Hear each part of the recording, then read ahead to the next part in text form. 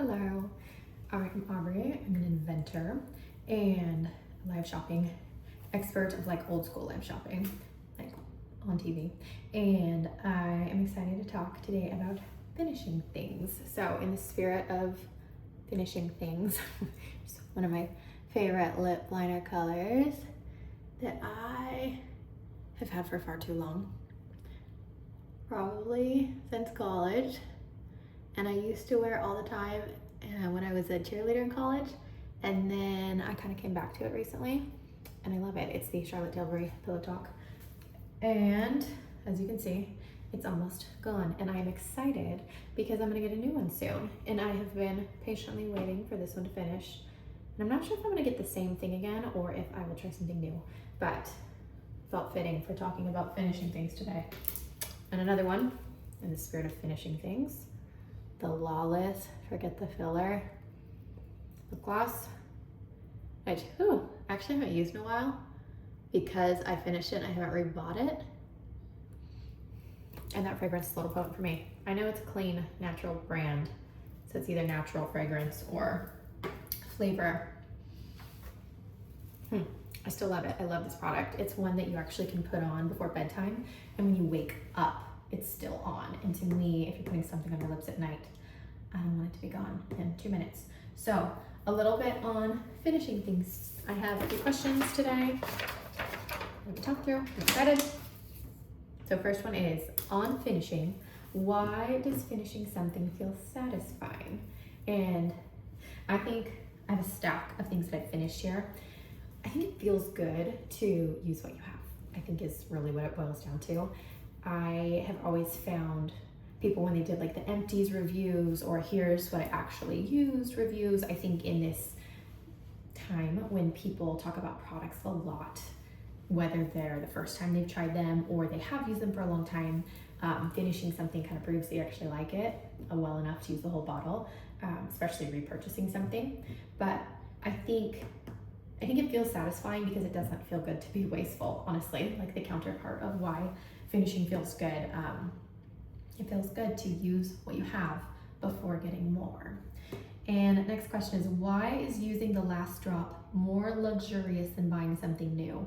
And I think it's because you like it. So I do think there's a time when you have a product, and if you don't like it and you don't want to use it, it's probably gotta go.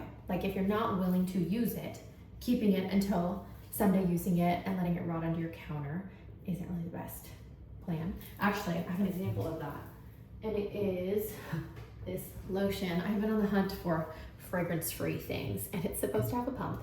I actually got this lotion at Target to try something that was fragrance-free, and the pump didn't work, and so it sat under my counter for a very long time.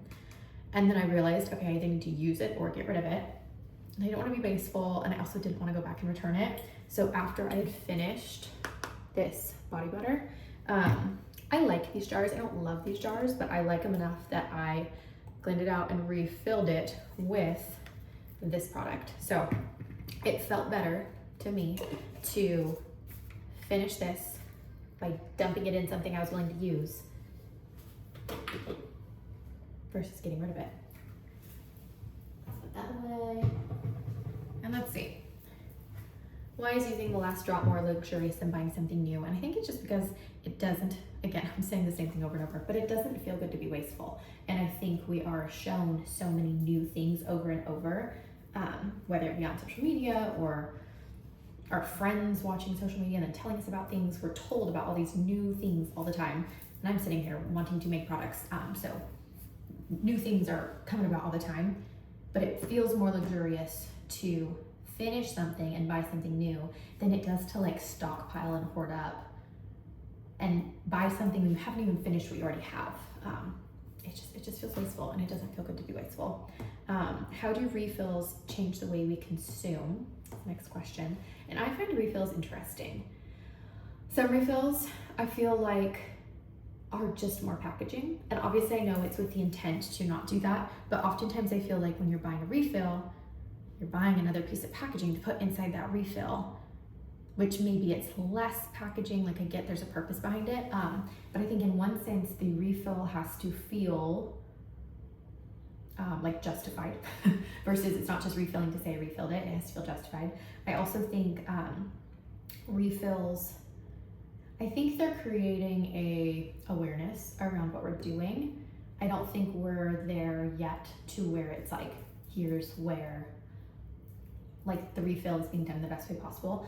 But I think from a personal standpoint, even refilling feels good when you refill in something that you had. So like in this case, Primarily Pure Almond Vanilla Body Butter, they don't sell a refill yet, maybe they will.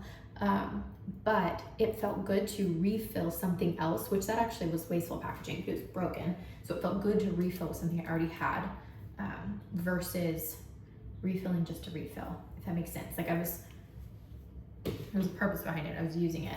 I don't know, I think actually too, so when I was in college, I interned at Josie Maran Cosmetics. One of my things that I'm emptied, that I kind of have like I actually had a stash on my counter of things that I had finished that I needed to buy more of, either like replace what I had or buy something different, but I have been avoiding it and I just ordered a few so now I can throw these away. It's kind of like my mental note is if I finish it, I leave it on the countertop until I have replenished, or if I have something that already fills that hole, then I just throw it away and use what I've got. But before I get to this one, an example was this, let's see, can you see it there?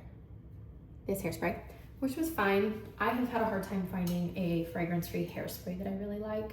I love Aubree products. They're ridiculously expensive, but the packaging feels good to use. The products work really well. They smell too much for me. I don't love the fragrance. And because we took fragrance out, 99% of our house, I did take those hair products out, but their product is genuinely better. And so in the fragrance-free space, it's not my favorite. It's fine, but it's fragrance-free. So I ordered a different one that I've used before. I didn't reorder this one, but I can put this in the trash now because I did my reorder. But back to this one that I was talking about. So Josie Maran, I interned at Josie's in college. So my dad has gone on QVC for forever. And when I was in college, I didn't really know what I wanted to do. I was in astronautical engineering, and from astronautical engineering, I realized I didn't want to be an astronaut, and that is what most of the people around me were there for. Like people that were in that major now work at SpaceX or Boeing or in the Army working on becoming an astronaut someday. And I love space, I always have, but I didn't love it that much. And I also like genuinely, I don't mean to say this in like a negative way, like I wasn't really smart enough to hang in there too. I didn't love it enough to want to work past the fact that it didn't naturally come easy. So I ended up pivoting to math. I got sidetracked. I was in college, didn't know what I wanted to do, interned. Oh, my dad was at QVC and he met Josie Maran one day just on set, and she's talking about beauty. And as a kid, I loved doing my hair and makeup for no reason. I would like sit in my bathroom, had green carpet, very nostalgic now. I kind of like green carpet again, side note, but I had green carpet, and I would sit in the bathroom doing my makeup and like reading these like old school books, because we didn't have Instagram, about like how to braid your hair and how to paint your nails, and I loved it. And so my dad kind of saw in me this love for beauty, and I didn't realize that that could be a career or a profession or a way you spend your time while you work. And so he said, hey, I met this woman, I think you would like learning a little bit more from her, and she said she was open to having an internship if you would like to think about it. And I remember at first I wasn't super excited, like I didn't get it. I was like, oh, thanks Dad. Like I didn't jump at the opportunity like I maybe would have after knowing what I know now. Like if I got the opportunity to go hang out with Josie, I'd be stoked again. Like, oh my goodness, she's willing to meet with me. But so she kindly took a meeting, I went and met her, and I remember she said, she asked like, what would I like to help in with marketing or operations or what? And her advice was, it was so sweet. She's like, go home and dream about it and think, not just like think about it, but she's like, dream about it. Where do you want to be? And one of the departments that she had focused on QVC, and my dad, obviously he met her at QVC, and I knew I might like to do something with that in life.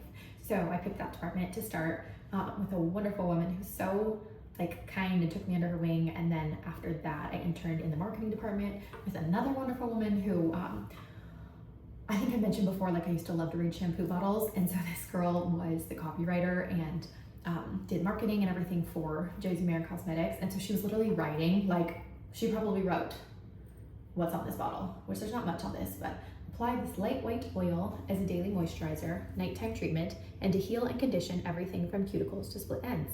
And so at the time, I got to intern under the girl who wrote that stuff, and I thought that was so cool. She had these beautiful like blonde braids and was so just like, everyone there was like so chic and nice and exciting to meet. And it was cool. So she actually was in the marketing department under a couple girls, and one of those was Amy Lou, who started Tower 28 later. And so I remember being around her, and she was so kind. She actually, when I left, like gave me her email and said if I ever need anything to reach out. And I just remember like she went out of her way to be nice to me.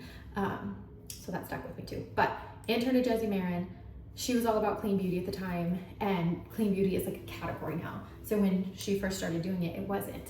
And now she's all about refillable beauty. And I think Josie knows what's up. So all that to say, how do refills change the way we consume? I think seeing Josie pivot her whole brand to refillable, I've seen other founders try to do refillable in different ways. I think people are figuring out how to do it right now, and I'm excited. And that was a very long-winded story around argan oil.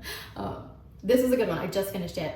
And again, if you know that they've switched their packaging, that means that my bottle is pretty old.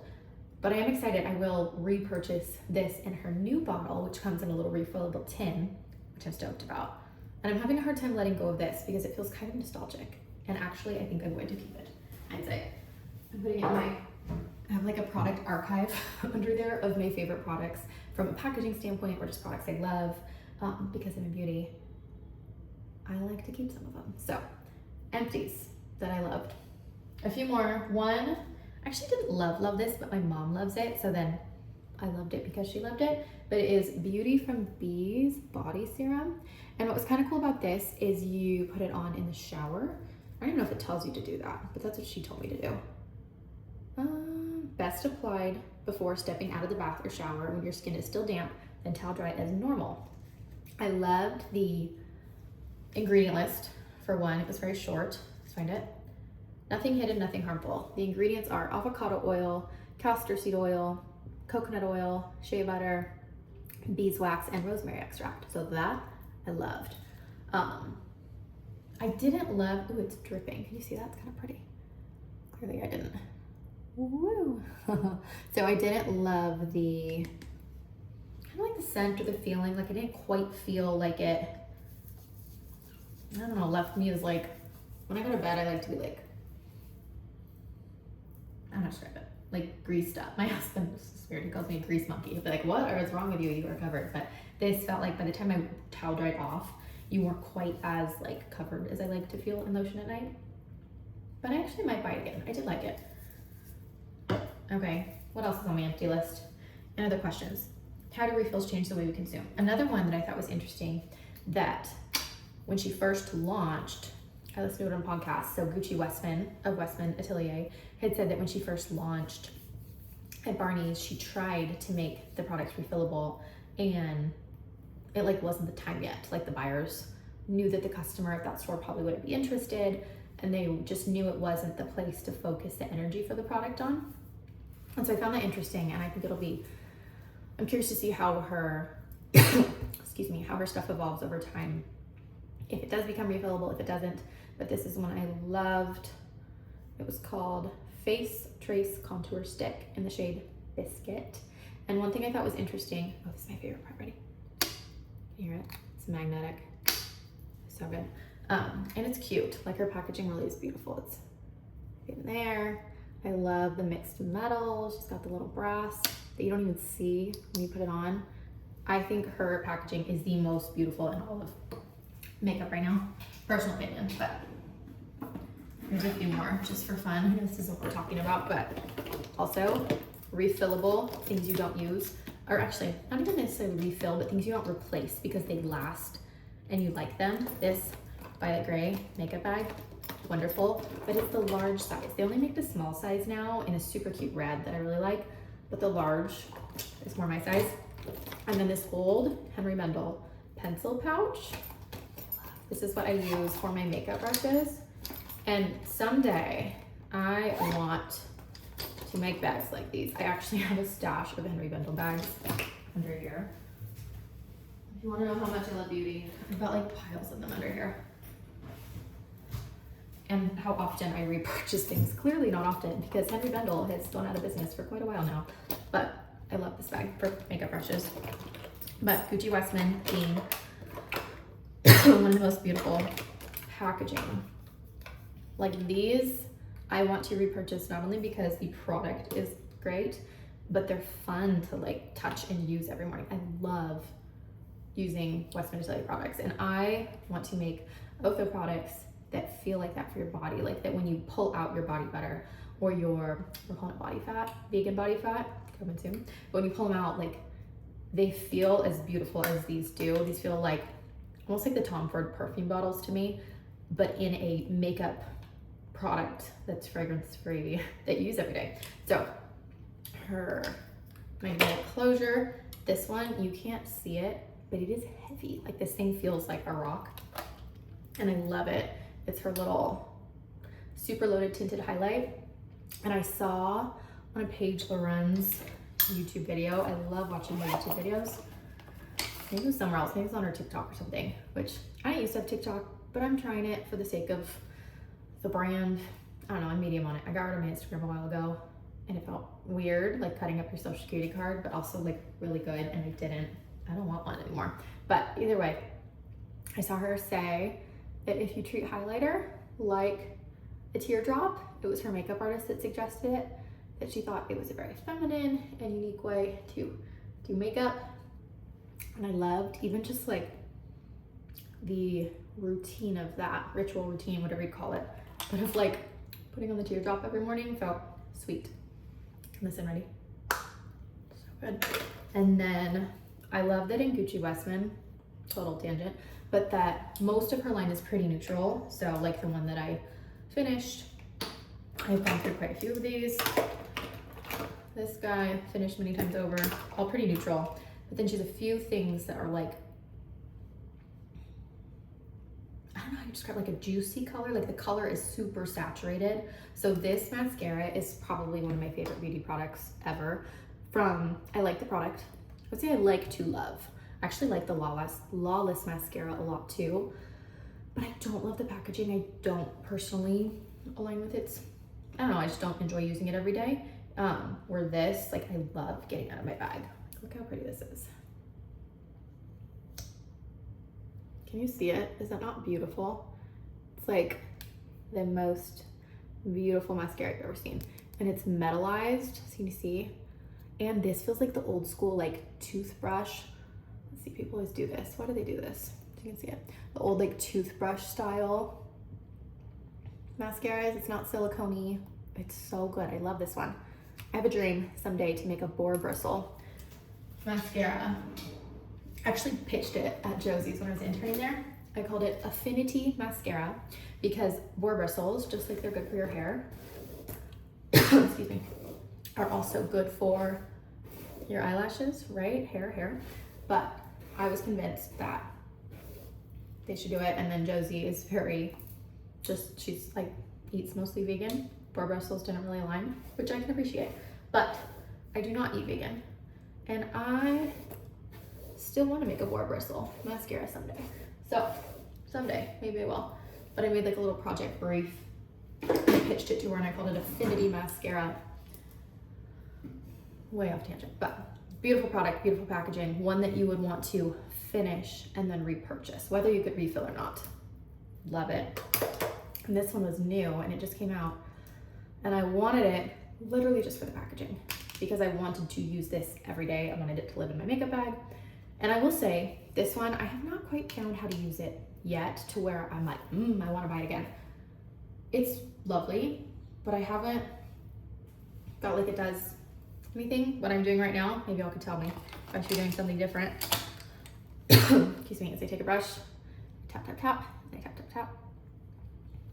And when I do it, I don't feel afterwards like I do about the highlighter or the mascara or makeup or whatever it's called, the foundation stick or the concealer. That was what I was going for. But I like using it. So I would refill this one maybe, or I would just, I don't know, I have to decide because I do like it. way tangent. Don't know how I got there. Back to my question.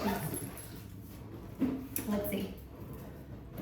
How do refills change the way we consume? That's where I got there.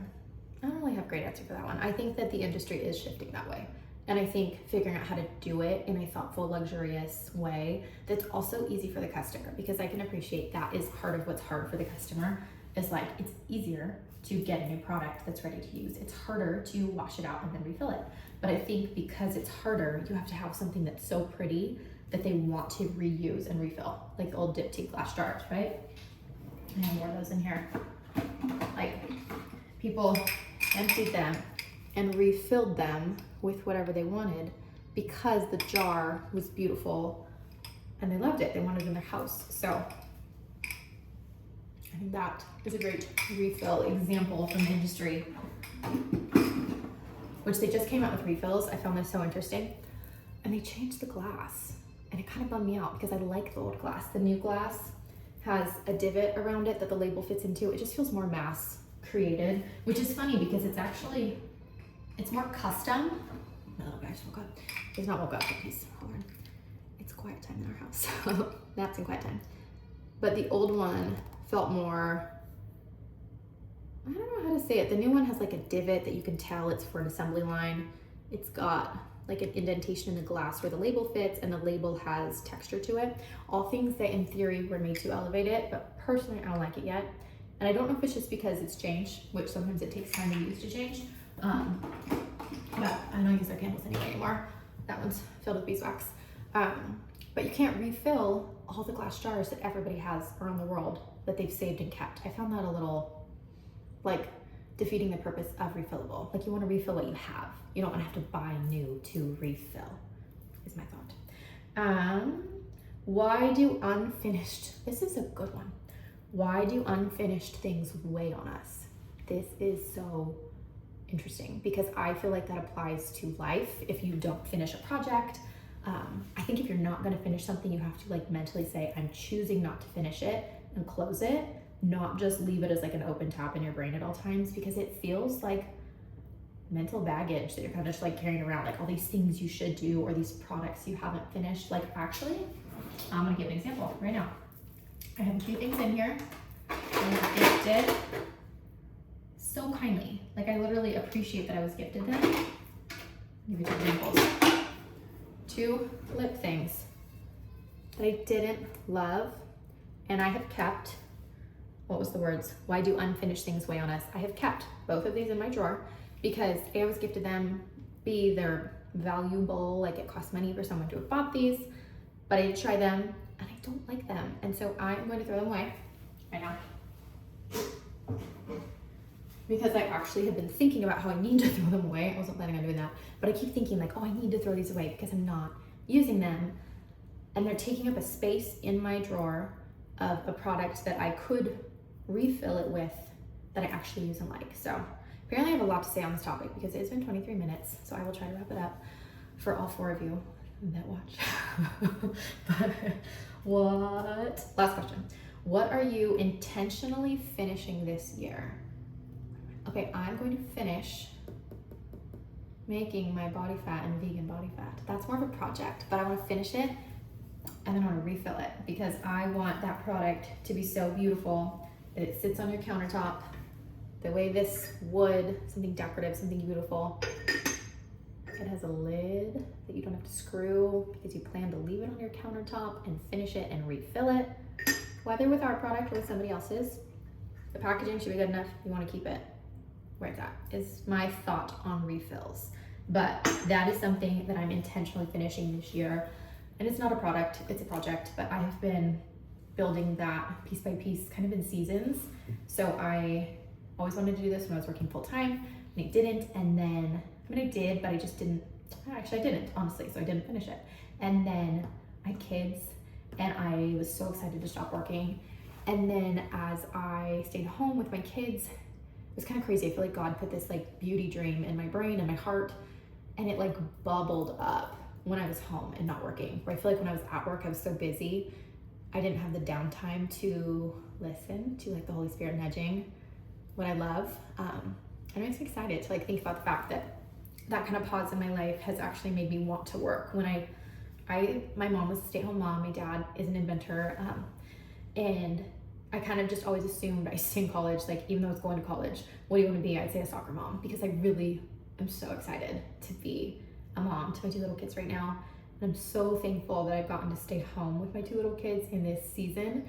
But I'm shocked, honestly, that like I want to work, that I'm making this video and having these dreams about building a beauty brand when I thought I was like, I don't know, I just didn't think I'd want to work, to be honest.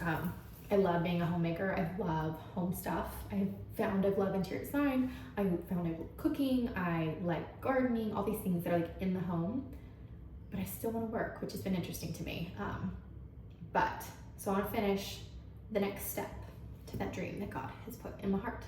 And so I kind of went through the season of learning how to make a little bit of content at nap time. I would do like 1 blog post a month just to get in a habit of doing something and having something to say about this thing that I wanted to do. And then I started delving into the goop, like the product itself. So this is one of my samples, and it is finished. I don't know if you can see, there's like nothing in there. I've scraped it clean. I've scraped every sample clean because it's so good. And I don't know if people share this, but I'm gonna share it. We're working with Veggie Labs. You can see that there. And they're in LA, and they have been wonderful to work with. So they are a manufacturer. So I went to them and I told them my project brief kind of around, at the time it was called Otho Pro Tallow Body Butter, but now I'm leaning towards just body fat. And then we also have a vegan version that I have wiped clean somewhere around here too, called vegan body fat. It's kind of taking tallow and bridging it, I say, between high rise and homestead. So it's creating a true luxury product that could sit on the shelf of Sephora, but also could be sold at a farm stand. So it's like bringing the wholesome, luxurious ingredients to the luxury beauty space is what I feel like. It smells really good. But yes, Veggie Labs has been wonderful. I'm excited to finish making this product with them, and that's what I want to finish. I've finished my samples many times over because they're really good, and I want to, right now I'm working on the packaging so that it can run. And this is part of me learning how to sell outside of QVC. So full disclosure, videos, obviously, I'm making them. I don't know if I talk too much in these, but I'm gonna keep going. But I've sold live on QVC for years, which is live home shopping. And when you go sell on QVC, like it's kind of like being on a retail shop. Like they have eyeballs coming to them, and that's how we sell. So some people are D2C brands, some people do farm stand brands, some people do all different kinds of getting eyeballs, and we have done QVC for years. And so this is new to not launch something on QVC for us and figuring out how to launch something. So learning how to make content for it. I hear little peanuts, so I'm gonna call that my time to finish this video. So have a good day, happy to be here.